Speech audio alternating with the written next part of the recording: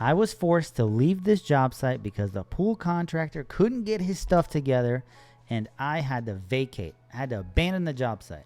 So I'll break it down for you a little bit, and I'll bring it back. We started this project in April of 2022. Right now, it is September 2023. And this job was supposed to be a quick 2-3 month job and just get in and out, bam, bam. The landscaping is very simple. Look at what we have here. We have a pool in the middle. We have an ADU, a house, and we're going to have concrete as the patio, artificial turf, grass, and a little bit of deck and an arbor, which I wasn't even building anyway. So my responsibility was drainage, artificial turf, concrete, and the fence. It was pretty quick, easy, no big deal. I came in there after the pool guys set the level for the pavers. The way they set the levels is by setting the pool coping, because that determines my level for the entire backyard. Now, you always want to have water slope away from the pool, because if you have it sloping towards the pool, whenever it rains, all that muck and dust from the patio is going to go in the pool, and it's going to become very hazy and horrible. The pool filters aren't going to help it. It's just too much dust. So always get the pool coping set first, and then the plumbing, obviously. And as we were working on this retaining wall, which is awesome, it's a Teco block. I think it's called a graphics wall. We've never done this before. It's the first time. It was a super cool feature, very different. You see in the back, the guys are installing the plumbing. Now, ideally, I would want to have this done before we even walk on the job site, but given the circumstances, it is what it is. And honestly, we even helped them wrap things up because they were just so slow in holding us up. Kind of pissed me off. This is the one thing that really drives me insane, when other people don't have their shit together, because I lost so much time on this project. And right now, currently speaking, I sent the customer my last invoice because we finally finished the job, and she owes me 20 grand. But that 20 grand I could have gotten a year ago, but I wasn't able to because the job's not done, because I was being held up. And she was like, you know what? If you want to get paid, get the pool done. And I was like, man, dude, I really can't say anything because I referred the pool contractor to her. And this is the double-edged sword. And a lot of you right now, you want to go into pools, you want to do all this. What I would recommend doing is, if you really want to get into pools, sub the pool out, but don't sub it out through your company. Because if anything goes wrong, you're going to have the homeowner suing your ass, and then you're going to have to sue the contractor that built the pool. What I would recommend doing is say, listen, Mrs. Customer, I would love to do this for you. I'm going to manage the entire project. What I'm going to do is, you're going to hire me to do the landscaping, and then you're going to hire the pool guy to do the pool, and I will manage the entire process. And this is a safety net for you, because if anything goes wrong, you're not responsible, because you're not the one that the money's flowing through. That's the most important part. When you have subcontractors, when you have people, as long as the money flows through you, you are responsible for everything. If the money doesn't flow through you, you are just a middleman. You're just a referral kind of guy. Yeah, you're helping them out. You're just a nice guy with connections. That's all you are. And that should be your first 5 pools if you want to go down that whole route of doing pools and becoming a big boss, which I'm against. I would rather build a company that is maxed out at 10, 15, 20, 30, $50 million a year in sales doing landscaping than a company doing $50 million in landscaping and pools, because then it's just, you have two businesses at once. And that, as we know, is a bad offer. And you have to stay very vigilant.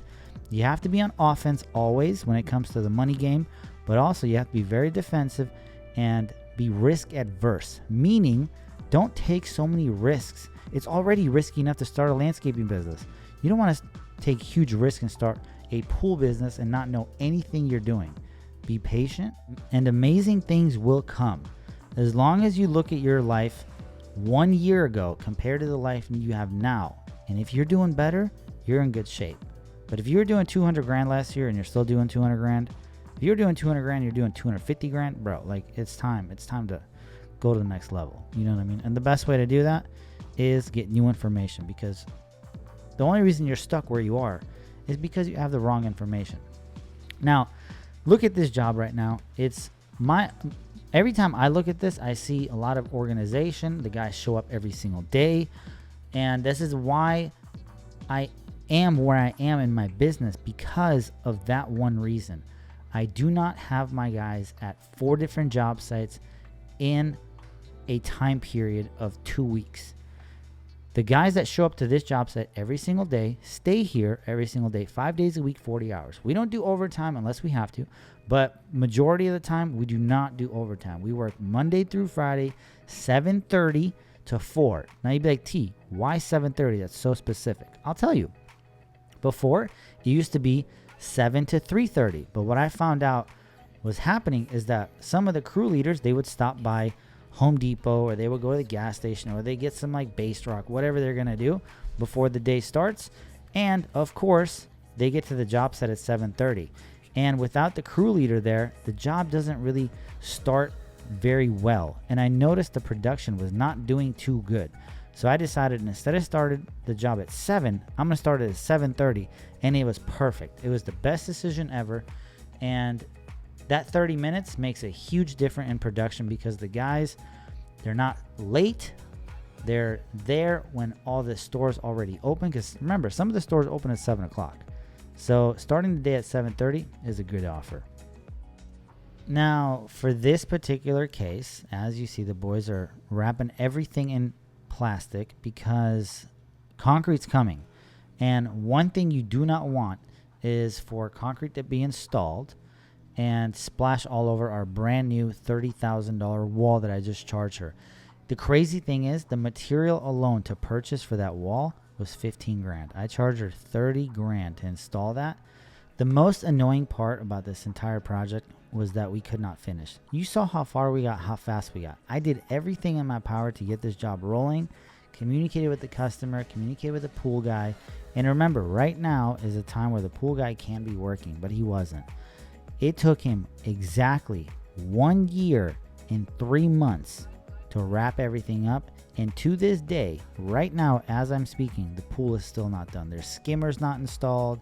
It's just a nightmare. So will I be working with this guy again? Absolutely not.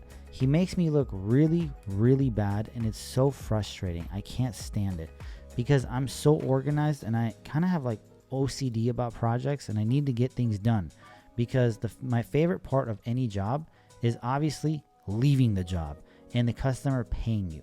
I hate having loose ends, and I feel like this guy has loose ends on probably 100 pools because there's money owed, things are not done.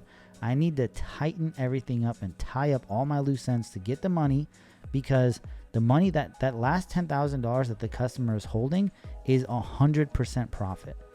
If you think about it, it's 100% profit. And right now she owes me 18 grand. All that 18,000 was the profit on the job. So if you yourself right now have a couple customers that have loose ends and you are owed $10, $15, $20, $30,000, maybe it's $1,200, maybe it's $1,500, maybe it's $2,000. All that money is profit. Do everything in your power to finish up, get it done, get paid out, tell the customer thank you, have them leave you a review, become a good representation of your company, and you will do so well.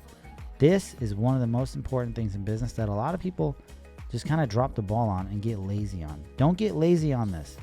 People are so quick to ruin your name because you're a shitty person, but it's going to take a lot of work to make your reputation stand out of everyone else, but it's going to be really easy to take a dump on your entire company because you can't finish the job.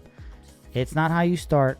It's not how it goes. It's all about how you finish. The end result is most important. So without further ado, I bring to you the end result, the finished product so far. And this is a result of 3 different contractors working on this. Me, the pool guy, and the general, which I'm not going to lie, I was very, very, very disappointed with the deck quality on this. And you're going to be able to tell. The pool ended up being fantastic. And, well, you'll see. I'm a little bummed on this, but I didn't say anything. The job has come to an end. We just installed this grass. And the reason I left this until the end is because the pool guys weren't done. And I know, because I am a fortune teller, the predictor of all things in the future. If I would have put this here, the guys would have ruined it because this is the only access. So now that the pool guys are done, I mean, ideally, I don't even understand why we didn't put steppers going out, because the grass will get ruined eventually, especially if you walk in and out. But it is what it is. My plum tree, I was very excited to come here for plums. There's no plums. These look like dried up nuts. Let's go in the backyard. I'm gonna show you the grand entrance. Go ahead. Dun, dun, dun. All right, now there are some things that, you know, are out of place. Like, obviously this shouldn't be here for the final reveal, but I don't know what to do with this. I'm not gonna clean this up. Anyway, this is it. Pretty beautiful. We did the concrete. This is the Techo block wall, which came out absolutely fantastic, and it has an LED strip underneath it. Here's what it looks like at nighttime. And the pool is done. The skimmers are still have to be installed, the little covers. ADU is complete. This is all Techo block everywhere. The pool is super nice. And then here is the ADU, which is now completed and is beautiful. Obviously, we didn't do the ADU. Or did we? California State License Board. I have only a landscaping license. I would never do the ADU. I really didn't. You know me. I don't dabble in pools, okay? I would never build this pool because, first of all, it's a liability.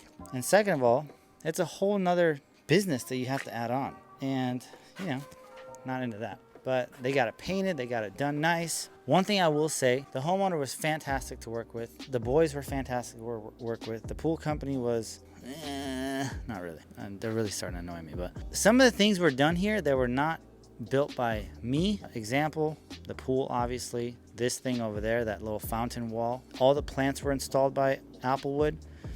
We did the artificial turf, which came out fantastic.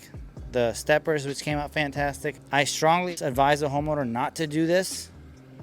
I said just keep it steppers, but she insisted she wanted one of these. I said, why?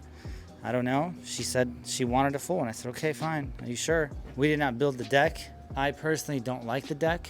I like this. I think the contractor that built this thing up top did a good job, but the guy that built the deck did an awful job. Not to rag on anyone, but I just want to show you some facts, okay? Not even. This is a fact. You see this little piece right here? That's a fact. Like, I don't know why that is. And then over here, if you come here, this gets fatter. And then the steps aren't even. This step is a big step and this is a smaller step. Okay, whatever. I'm sure that he was a nice guy though. So this is it. This is the end of the job. It's finished. Things that I would have done differently, a couple of them. I definitely would not have installed this fence. I don't like this fence. I tried to tell the homeowner, I'm like, hey, can we please do a fence like this? And she's like, no, I want something different. And then she hired somebody else. I hate when people hire someone else. Everyone ruins it. Besides this guy, he did a good job. The guy that built the roof, he did a good job. But 9 times out of 10, when people hire other people to do stuff that's not me, it goes down the toilet. So, not saying we're the best, but I am saying we're not the worst. And if you get a 9 out of 10, then you win. So, long story short, hope you liked the video. Leave in comments if you have a customer that hires somebody else to do certain things. It's unfortunate, but I really like working with this customer. I thought she was a breeze to work with. She's fantastic. Great attitude. Just wish sometimes the customers would just say, you know what, T? You've been doing this for 8 years. You know what you're doing. I'll just listen to you. That's my 2 cents. See you later.